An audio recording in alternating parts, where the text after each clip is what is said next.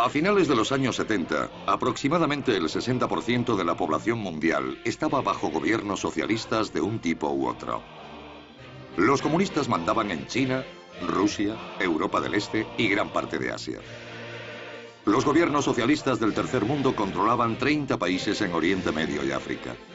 Los partidos socialdemócratas eran mayoritarios en gran parte de Europa occidental.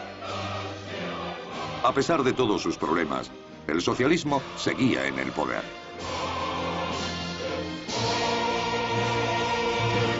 Entonces, inesperadamente, el péndulo empezó a oscilar.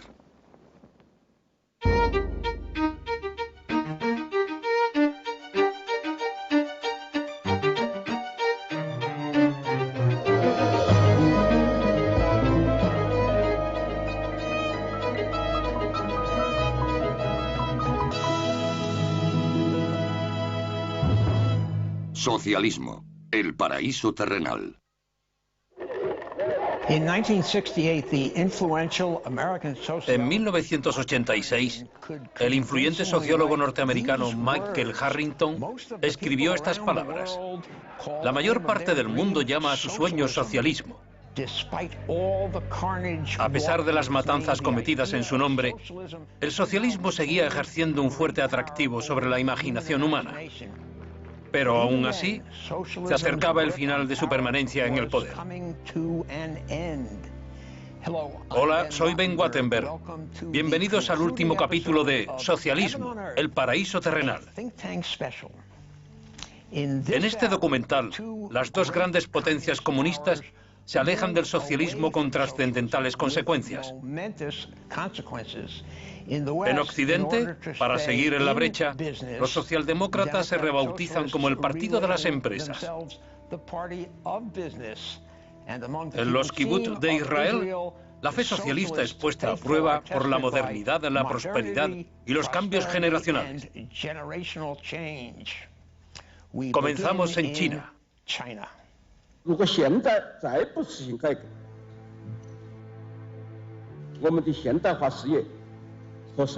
En diciembre de 1978, el Partido Comunista Chino se entregaba a la visión de un nuevo líder, Deng Xiaoping.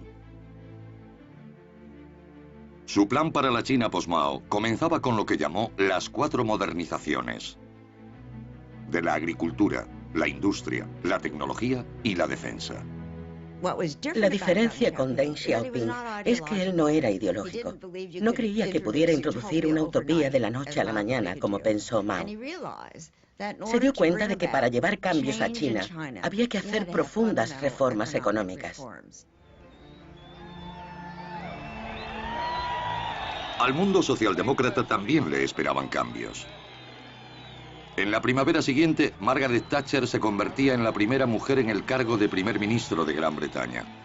El punto clave de su campaña, la promesa de invertir el legado de Clement Attlee. Comenzó privatizando muchas de las industrias nacionalizadas.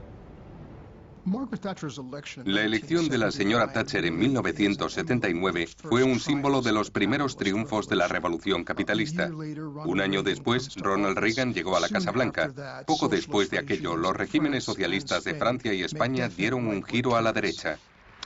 Aunque sería excesivo ver la elección de Margaret Thatcher como el principio del fin, fue un primer aldabonazo de lo que estaba por venir. What I'm describing now is a plan and a hope for the long term. The march of freedom and democracy, which will leave Marxism, Leninism on the ash heap of history as it has left other tyrannies which stifle the freedom and muzzle the self-expression of the people. La ascensión al poder de Ronald Reagan ocurrió al mismo tiempo que un giro a la derecha en otras sociedades. Todas tenían en común la visión de que no había que dar por sentado el poder soviético. El aparentemente inquebrantable edificio de la URSS y sus dominios en Europa del Este. Su supervivencia no era algo dado. ¿Por qué asumir que iban a ser siempre nuestros rivales? ¿Por qué no intentar ofrecerles algo? Mientras Reagan asumía el cargo, en el Imperio Soviético empezaba a haber signos de tensión. En el verano de 1980, los obreros polacos desafiaron al gobierno comunista, yendo a la huelga en los astilleros Lenin de Gdansk. La huelga se convirtió en un sindicato independiente comprometido con la democracia. Solidaridad.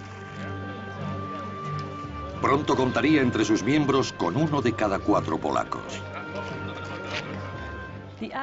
La llegada de Solidaridad fue uno de los factores más importantes que contribuyó al colapso del comunismo. El hecho de que existiera un sindicato independiente en un estado obrero en el que los trabajadores eran supuestamente felices demostraba que no eran tan felices y que el cambio era posible. Sin duda, fue una gran inspiración para los movimientos disidentes del bloque. Mientras tanto, el Kremlin se enfrentaba a una crisis de liderazgo. En marzo de 1985, los jerarcas soviéticos se congregaban en la Plaza Roja para el funeral de Konstantin Chernenko, el tercer líder soviético en morir en el cargo en los últimos 2 años. La elección del sucesor fue fatídica. Puede que Mikhail Gorbachev fuera el último defensor de los ideales de la revolución. Pero su intento de recuperar el verdadero socialismo de la burocracia comunista sacudiría los cimientos de la Unión Soviética.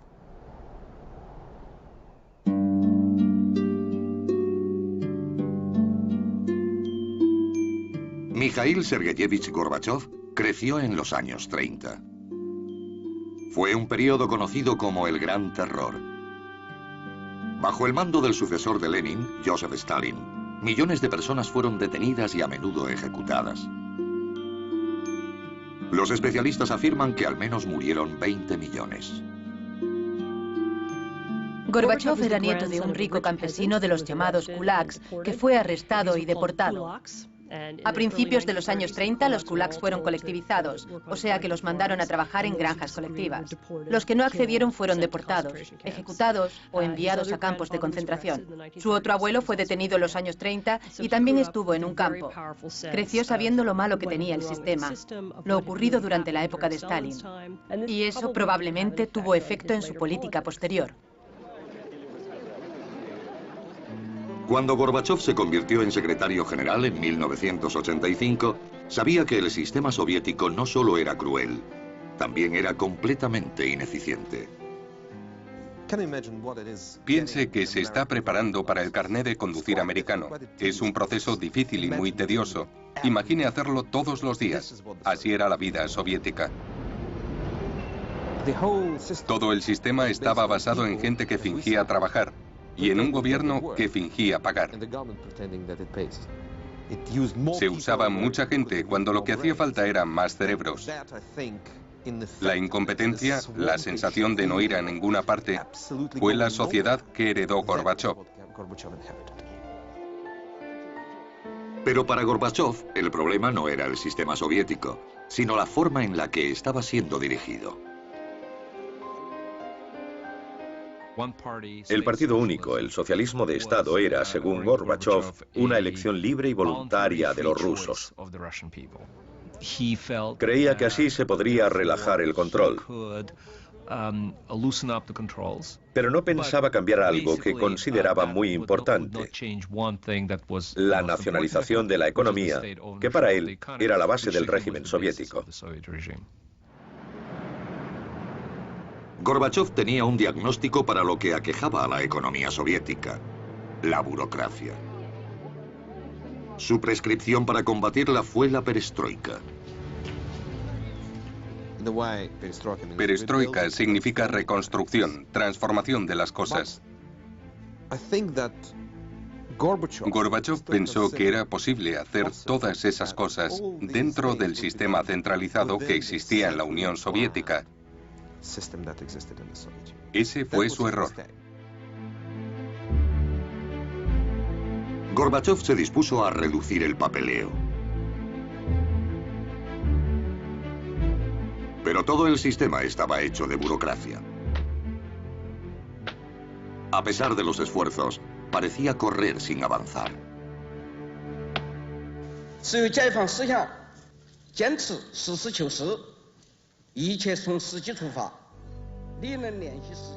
Mientras Gorbachov luchaba por abrir un camino al verdadero socialismo en la Unión Soviética, la idea socialista se redefinía en China.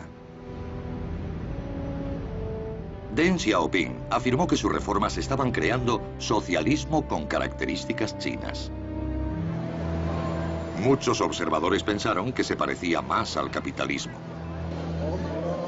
Fuera lo que fuese, estaba cambiando la faz de China.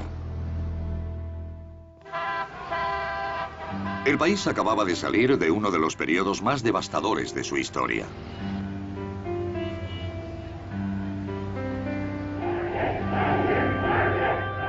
Después del fracaso del gran salto adelante, Mao Zedong lanzó la gran revolución cultural proletaria. El objetivo era limpiar el país del capitalismo y la influencia burguesa. Pero la nueva revolución de Mao perdió pronto el control. En la siguiente década, 100 millones de ciudadanos chinos fueron perseguidos, incluidos dirigentes del Partido Comunista.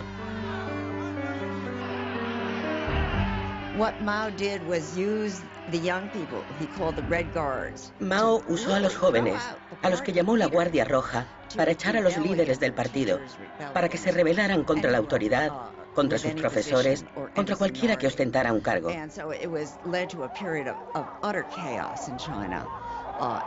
Eso desembocó en un periodo de caos económico y político. Ese caos desmoralizó a la población. La alejó no solo de Mao, sino de cualquier fe en que el marxismo, el leninismo o cualquier ideología utópica fuera a resolver sus problemas.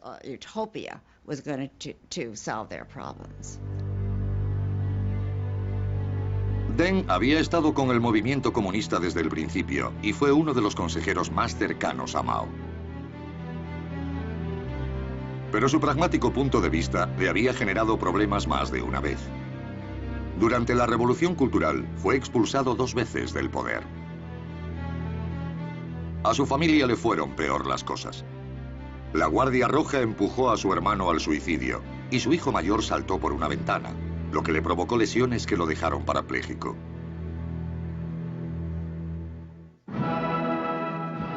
Pero la suerte de Deng estaba a punto de cambiar.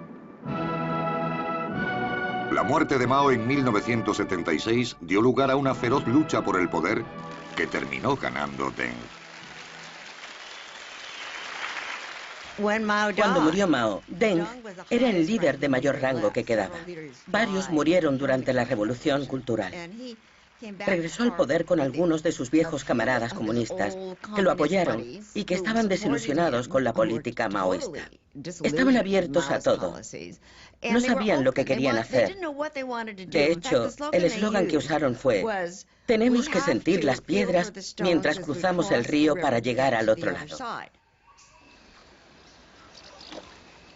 En 1978, 18 familias de la provincia china de Anhui hacían un pacto secreto. Dividían su granja colectiva en parcelas individuales. Trabajarían de forma independiente y cada familia podría quedarse con los beneficios que obtuviera. Si alguno era detenido, los otros prometían encargarse de los hijos. Cuando Deng se enteró por uno de sus colegas, gobernador de la provincia de Anhui, dijo: "No los detengáis, veamos cómo funciona". Y cuando este gobernador informó de que los ingresos estaban aumentando y las cosechas se habían duplicado, Deng dijo: "Ese es el camino a seguir". A principios de los 80, inició esa misma política en todo el país. Las comunas fueron descolectivizadas. Deng Xiaoping tenía un dicho que enfurecía a Mao: "No importa si el gato es blanco o negro, mientras caza ratones".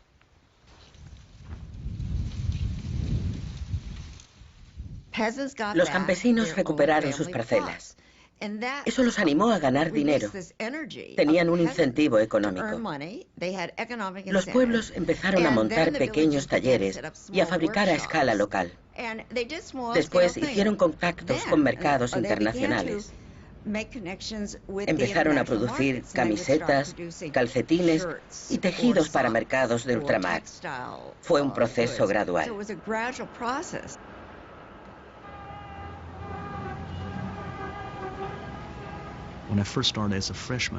En mi primer año en la universidad en 1978, las comidas no tenían suficiente carne. En mi segundo año, las cosas empezaron a cambiar espectacularmente. Había comida en abundancia, gran variedad de verduras y carne. Se estaba desarrollando un cambio espectacular y todos sabíamos que era debido a la reforma.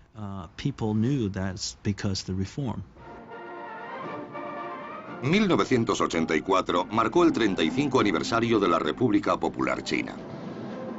Según el Banco Mundial, el crecimiento de su economía había alcanzado el 10% anual. Permanecería así durante más de una década. Pero seguía siendo un país comunista. A pesar de la creciente marea de libertad política y económica, el sistema político seguía sin cambios aparentes. Al principio, Deng Xiaoping pensó que podría hacer una reforma económica y política al mismo tiempo. Pero cuando se desarrolló en Polonia el movimiento Solidaridad, los líderes chinos temieron que ocurriera algo parecido en su país, con la unión de obreros e intelectuales, por lo que Deng empezó a tomar medidas drásticas.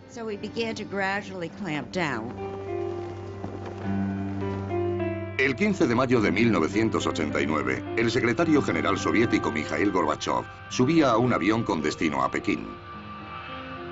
Su histórica visita acabaría con una amarga lucha de 30 años por el liderazgo del mundo comunista. Se organizó una ceremonia de bienvenida en el Gran Salón del Pueblo de Pekín. Pero hubo un problema. De repente llegó un mensaje al avión para Gorbachev que decía: hemos cambiado los planes. Cuando aterrice, vamos a celebrar una ceremonia alternativa. No vamos a ir al Gran Salón del Pueblo porque está en la plaza de Tiananmen y se encuentra llena de manifestantes que exigen el fin de la política comunista en China.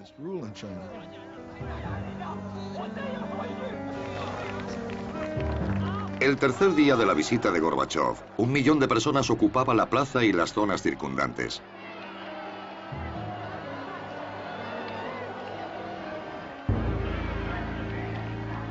Cuando se marchó el líder soviético, Deng ordenó a sus tropas desalojar la plaza.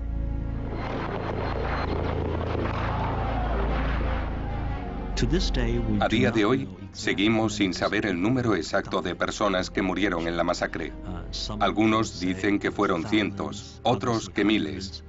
Probablemente sea un número intermedio. Aunque Deng había paralizado las reformas políticas en China, pronto ordenó la reanudación de las reformas económicas. En 1993, el Congreso Nacional del Pueblo incorporó a la Constitución la expresión «economía socialista de mercado».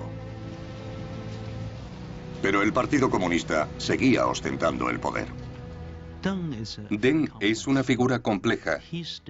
Su importancia en la historia será examinada una y otra vez a lo largo de los años. Su objetivo final no era acabar con el Partido Comunista Chino. La reforma china iba a mantener la estabilidad, pero sin cambiar fundamentalmente el sistema político.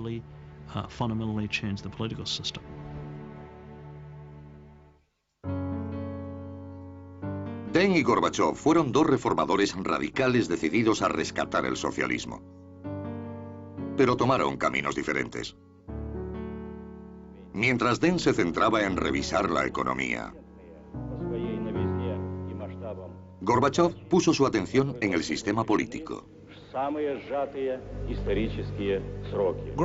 En 1987, Gorbachev se enfrentó a una decisión. Había llegado a un punto en el que o bien retrocedía al neoestalinismo de la era Brezhnev y rezaba porque hubiera suficiente estabilidad política para acabar su mandato, o radicalizaba su enfoque.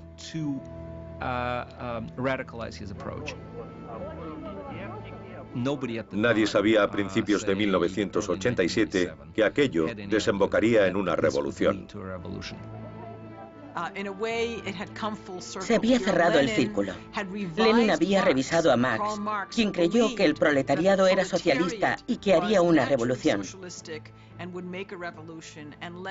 Lenin hizo una política basada en la ausencia de confianza. Y ahora Gorbachov se alejaba completamente de Lenin y decía que había que confiar en la gente.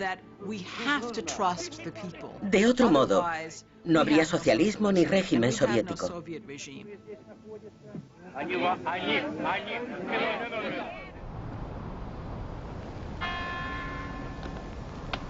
Gorbachov hablaba a menudo de glasnost, palabra que significa apertura. El pueblo soviético era ahora libre de hablar sobre temas prohibidos desde hacía tiempo.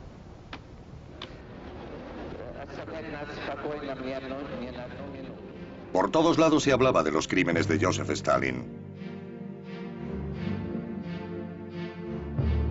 Pero la glasnost no se detuvo ahí. Se deshicieron rápidamente del stalinismo. Volvieron a Lenin, un icono para Gorbachov, y empezaron a descubrir lo injusto, poco equitativo y estúpido que era el régimen en lo económico. Ya no había que culpar al estalinismo. Era el sistema entero. Una dictadura de partido único basada en la nacionalización total de la economía. La glasnost se convirtió en una cerilla lanzada a un charco de gasolina. Lo único que se necesitaba era tiempo para que ardiera. General Secretary Gorbachev, if you seek peace, if you seek prosperity for the Soviet Union and Eastern Europe, if you seek liberalization, come here to this gate. Mr. Gorbachev, open this gate. El cambio se aceleró por las presiones dentro y fuera del país. Mr. Gorbachev, tear down this wall.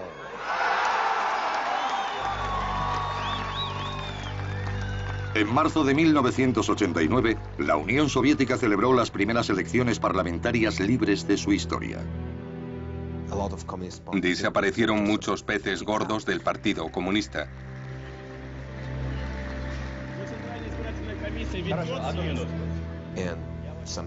Jóvenes ingenieros, médicos, filósofos o periodistas se convirtieron en miembros del Parlamento.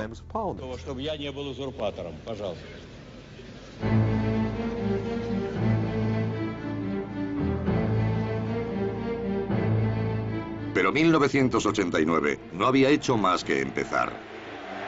Polonia fue la primera ficha del dominó en caer. Solidaridad, el sindicato independiente, había logrado sobrevivir clandestinamente a lo largo de los años 80. Enfrentándose a un creciente descontento, los comunistas polacos finalmente cedieron a las exigencias de elecciones parlamentarias.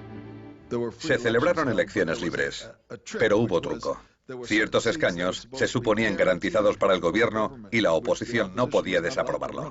Debió ser la única vez en la historia que los candidatos se presentaron sin oposición y aún así perdieron. Los votantes tacharon los nombres de los comunistas de las papeletas. Solidaridad conseguía el 99% de los escaños del nuevo Senado. Mientras, Moscú permanecía en silencio. Los acontecimientos en Polonia tuvieron un gran efecto en la Unión Soviética. La gente no se creía que estuviéramos haciendo cosas diferentes, que nos estuviéramos oponiendo. Nadie se creía que eso estuviera ocurriendo en nuestro país. La victoria de la coalición liderada por Solidaridad en las elecciones parlamentarias de junio de 1989 inició la fase final de la caída del bloque del Este. Al año siguiente desaparecía el Pacto de Varsovia. Magyar Köztársaság!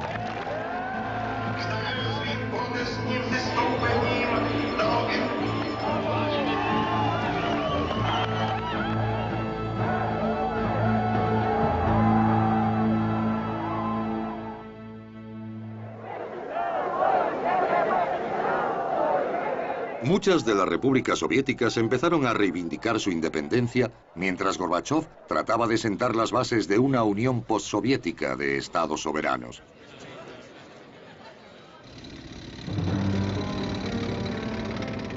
Pero un grupo de jerarcas comunistas de la línea dura se cansó. En agosto de 1991 lanzó un golpe de Estado y puso a Gorbachov bajo arresto domiciliario. Tanques y tropas aparecieron en las calles de Moscú.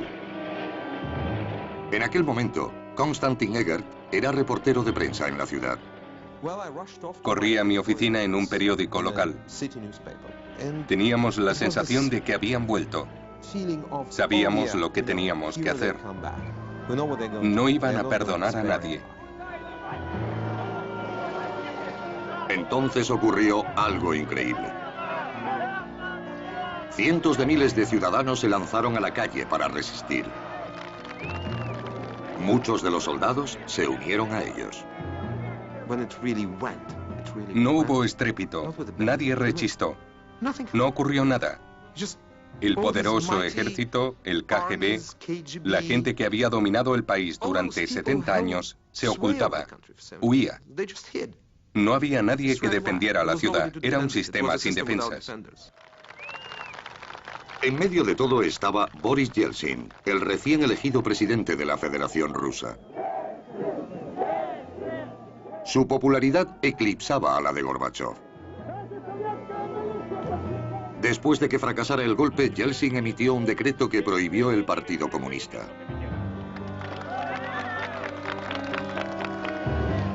En los meses siguientes, las repúblicas rusas, una a una, aprobaron declarar su independencia.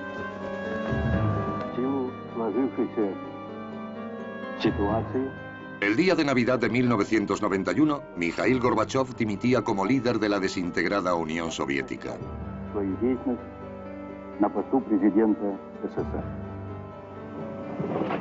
El otrora temido poder comunista ya no existía.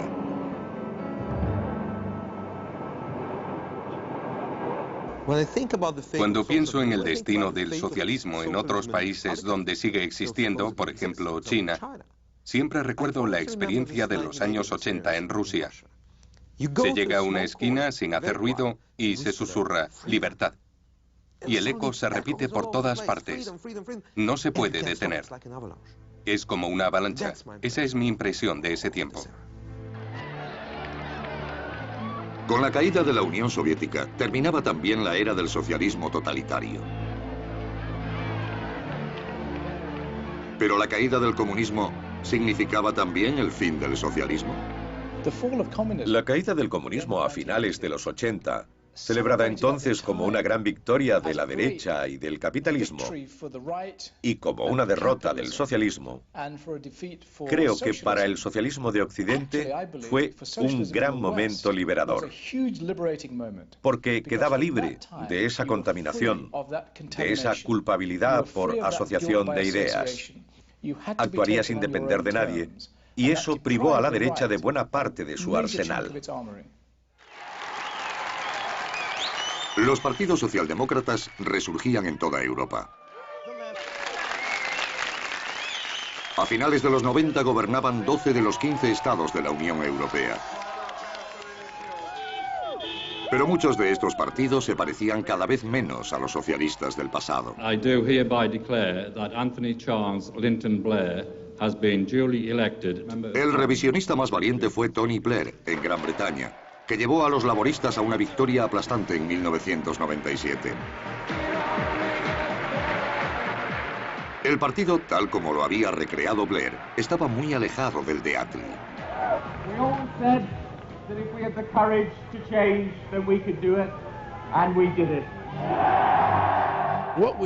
Buscábamos por encima de todo regresar al gobierno. Parecía que Tony Blair lo conseguiría con un inicio limpio. Pero muchos miembros del Partido Laborista no se daban cuenta de que estaba abandonando la socialdemocracia.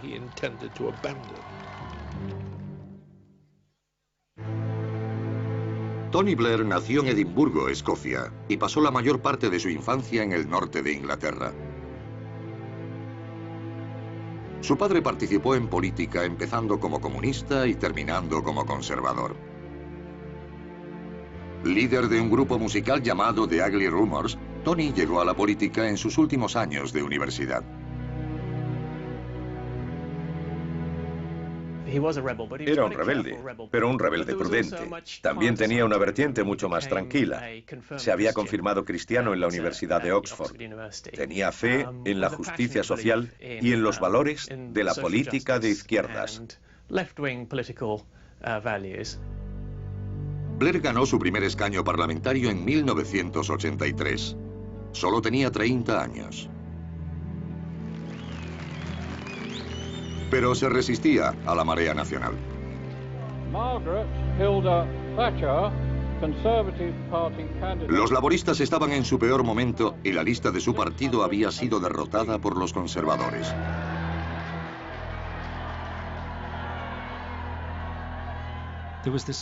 Se tenía la sensación de que se habían intentado todas las tradiciones que habían conformado el Partido Laborista, pero habían fracasado.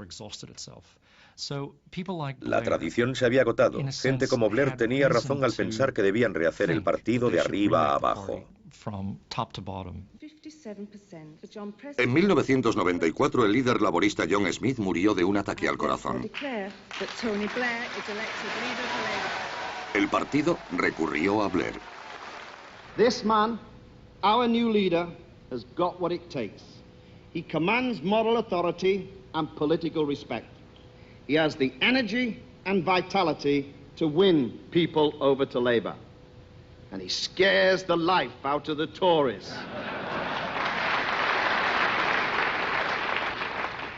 And me.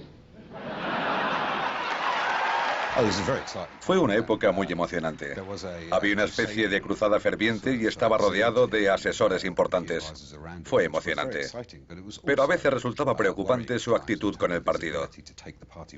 Esto se entendió mejor el día que Blair anunció ambiguamente en el Congreso del Partido Laborista que estaba preparado para embarcarse en la revisión de los estatutos, o como él lo llamó, nuestros objetivos y valores.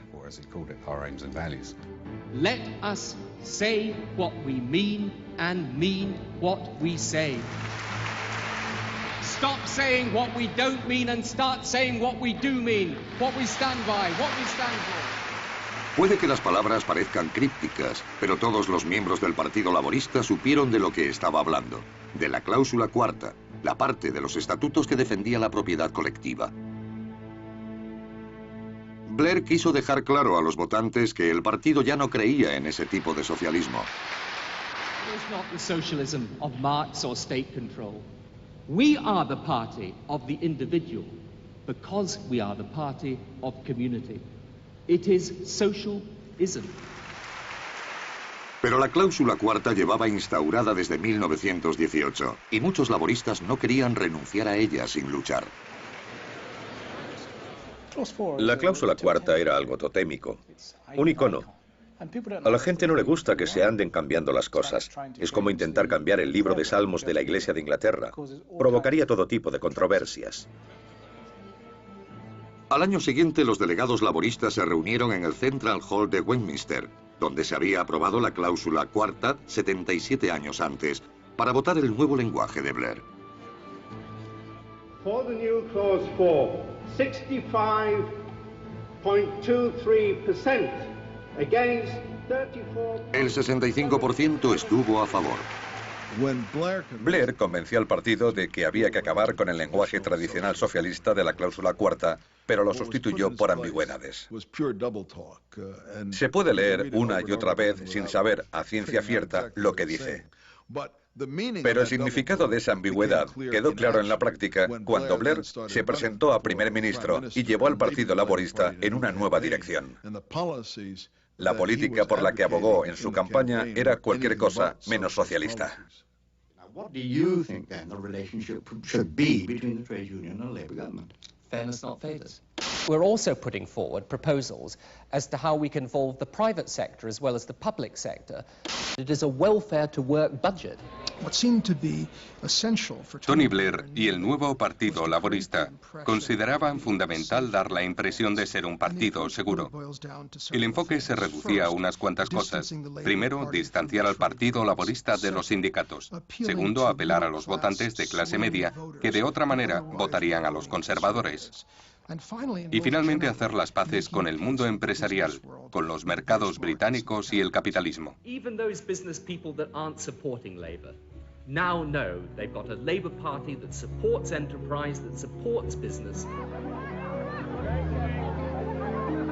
Se acercaban las elecciones generales de 1997 y la estrategia de Blair parecía funcionar.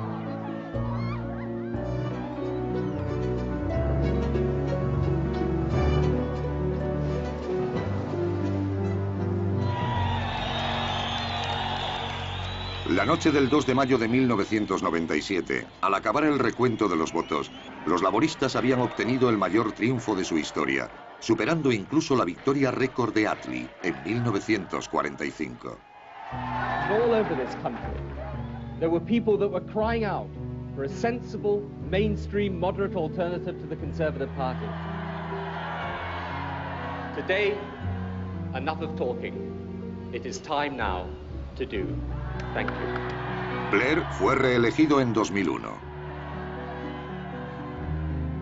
Pero su política hizo que muchos dudaran si el Partido Laborista era realmente socialista.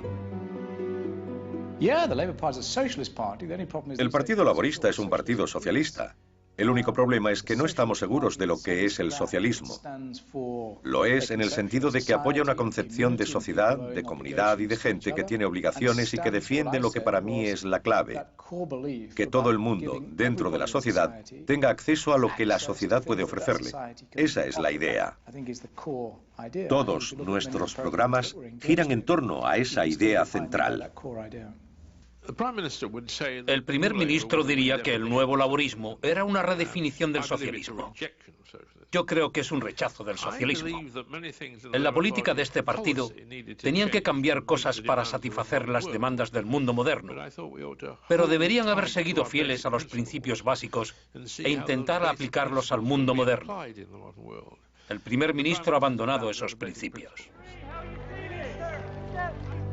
Socialista o no, el enfoque de Blair gustaba. Finalmente, 14 jefes de Estado socialdemócratas de Europa, Sudáfrica y Nueva Zelanda adoptaban políticas similares. Mientras hablaban de la importancia de la inclusión y de la seguridad social, admitían la necesidad del capitalismo.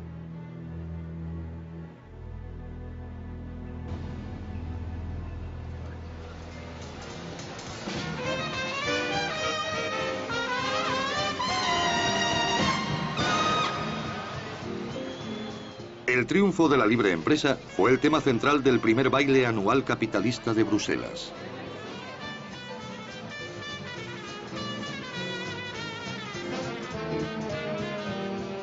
Vividores de todo el mundo se congregaron en el parqué de la Bolsa belga para festejar el capitalismo.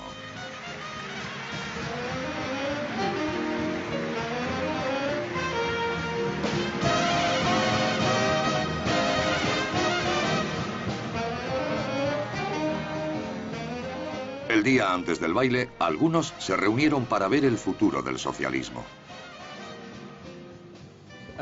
Ladies and gentlemen, comrades. Oh no, sorry, you're the wrong audience for that. La conclusión no fue otra que un obituario. Socialism will not die, but it will surely change into something else. And I would argue that today socialism, after the failed experiment of the Soviet Union, has gone back to some of its 19th century features as an anti-establishment.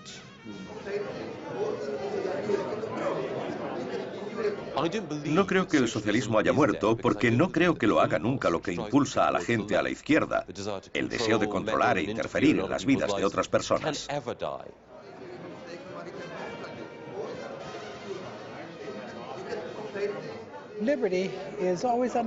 La libertad está amenazada y el socialismo es una de esas amenazas. Pero también tiene algo de dinámico y moral. Es esa ambigüedad lo que lo mantiene vivo y lo convierte en un peligro. and it makes it always a danger.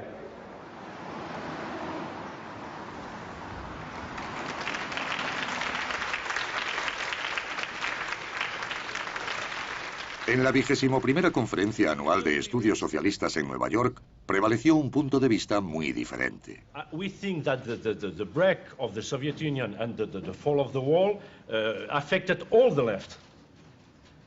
Social Democrats, because they lose some reference to build some model of regulation. You don't go from what you've got to what you desire like that. You have to win a series of changes. Es un error equiparar el fracaso de los partidos socialistas concretos y regímenes con el fracaso del socialismo o el fin de sus valores e ideas. Son un reflejo de lo que intentaban construir en cierto momento, en ciertas partes del mundo. Se esperaba que, dado el dinamismo y el poder del capitalismo como sistema, los primeros intentos de construir instituciones para derrocarlo no fueran perfectos. Estoy seguro de que en el curso del siguiente siglo veremos muchos intentos de construir nuevos partidos, nuevos sindicatos, nuevos movimientos que serán socialistas en esencia y que aprenderán de los errores del pasado. A non-reformist reform is to fight for these kinds of changes and many others in a manner which leaves us when we win not going home but desiring more. Muchos asistentes a la conferencia afirmaron que los movimientos antiglobalización y antibélicos podían albergar la semilla del futuro del socialismo, pero algunos pensaban que la idea no siempre tendría el mismo nombre. Cuando la gente oye esa etiqueta, la rechaza de inmediato. Les han enseñado que el socialismo es malo. Yo no siento la necesidad de usar esa etiqueta. Me gusta el término democracia económica. Es un término fantástico, porque de esa forma la gente puede empezar a pensar en él. Tenemos que empezar a extender la democracia a la esfera de la economía. Aquí y en todas partes parece haber muchas razones por las que las ideas socialistas aún pueden tener un papel importante en la política.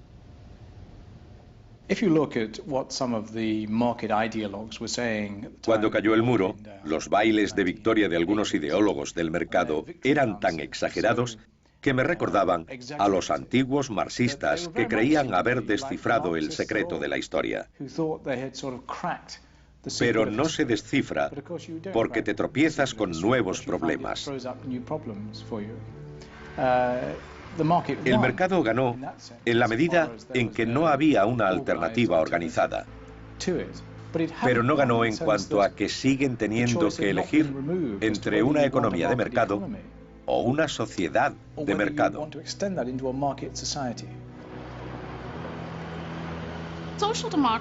La socialdemocracia siempre se ha caracterizado por su creencia en que los mercados tienen una importante función económica, por su aversión a su impacto en los resultados sociales y políticos. Esto es lo que diferencia a los socialdemócratas de los marxistas, de los comunistas. Y el deseo de usar el mercado para aprovechar los mecanismos económicos a su alcance, pero no permitir decidir lo que ocurre en la esfera política o social. Esta sigue siendo una idea muy atractiva. Sigue siendo relevante en el siglo XXI.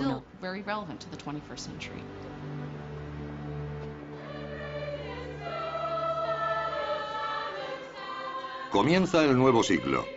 Los partidos socialdemócratas gobiernan en casi toda Europa. Pero las políticas no ofrecen nada parecido a los sueños de sus antepasados socialistas.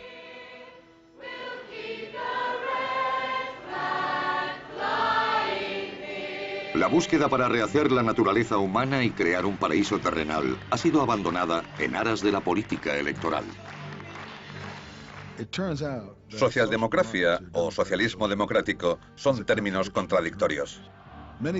En muchos casos, los partidos socialistas han conseguido el voto para llegar al poder, como Mitterrand en Francia, Attlee en Inglaterra o los socialdemócratas alemanes. Y de ahí han empezado a marchar poco a poco hacia el socialismo. En todos los casos, después de un cierto número de años, han dado marcha atrás. De todos los partidos socialistas que ha habido en países de todo el mundo, no ha habido ningún caso en que el electorado libre haya querido continuar la marcha hacia el socialismo. Siempre han dado unos cuantos pasos adelante y después han vuelto atrás.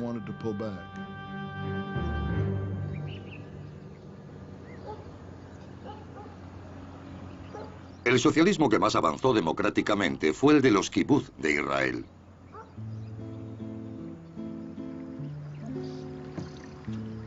Durante años se habían ido alejando poco a poco del estilo de vida comunal. Pero mantenían los principios socialistas básicos. Los miembros contribuían con lo que podían y el kibutz satisfacía sus necesidades. Ahora comunidades como Ginosar han sufrido una transformación tan completa que muchos dudan si pueden seguir llamándose kibutz.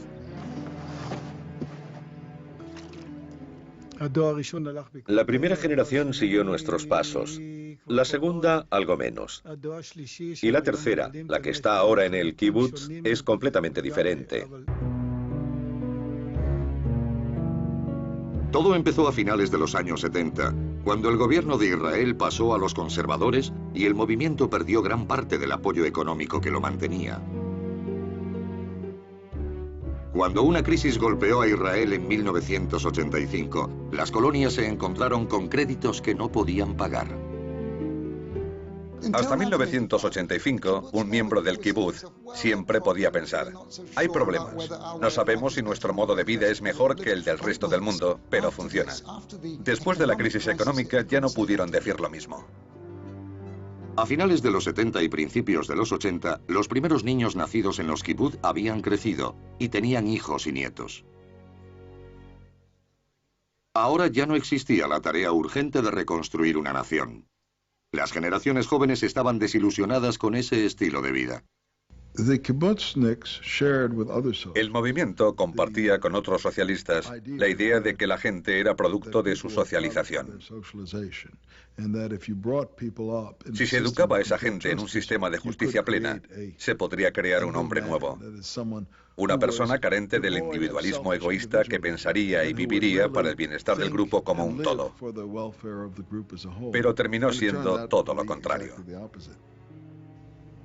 Los niños del kibutz se convirtieron en individuos inteligentes, con carácter, emprendedores, trabajadores y constructivos.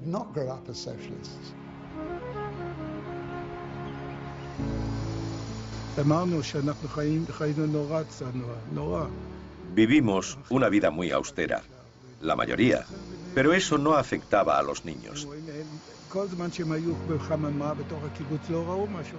Mientras vivieron dentro de los límites del kibutz, no veían lo que ocurría afuera. Cuando vieron que fuera las cosas eran muy diferentes, empezaron a irse.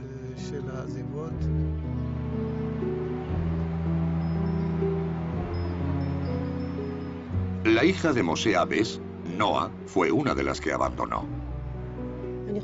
El kibutz no es algo natural. Va contra natura. Es lo opuesto a la naturaleza humana. Trabajas duro, te pluriempleas y al final recibes lo mismo que quien no trabaja.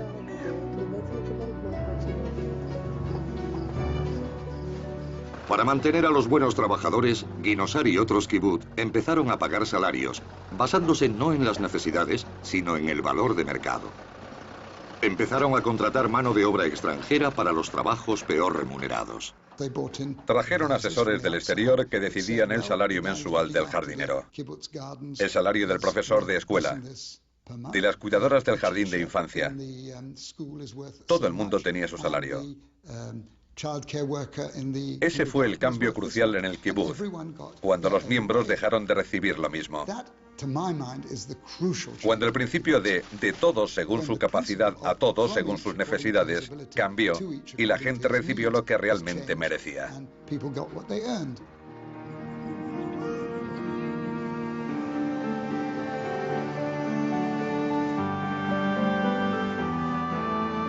Hoy Ginosar se ha unido al resto del mundo y ha adoptado el capitalismo.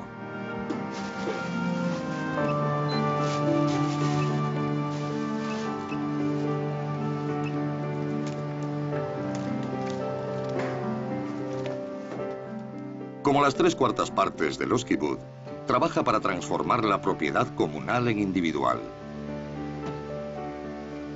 Los miembros se convertirán en propietarios. Si se quedan, será porque cambien las cosas. Si no, yo tampoco me quedaría. Gracias a los cambios he podido ahorrar. Yo, como directora de escuela, y mi marido, que está pluriempleado, hemos logrado comprarnos un coche. Desde hace 2 semanas, a los 43 años, tengo un coche. Tengo independencia, y ese cambio me parece maravilloso.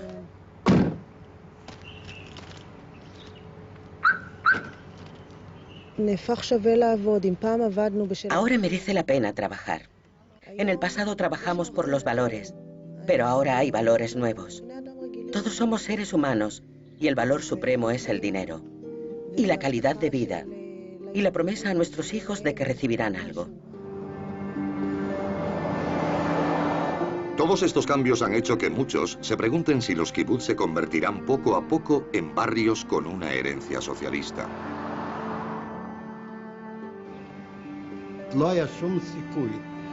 No hay forma de que este tipo de vida, que no se encuentra en ningún otro lugar del mundo, perviva durante años y años de forma comunal y colectiva. El país no nos necesita. Este modo de vida ha llegado a su fin.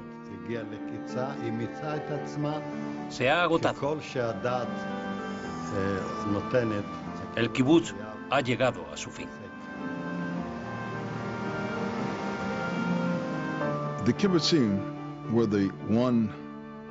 Los kibutz fueron los únicos lugares del planeta donde se puso en práctica el socialismo democrático puro, tal como lo imaginaron los grandes visionarios socialistas.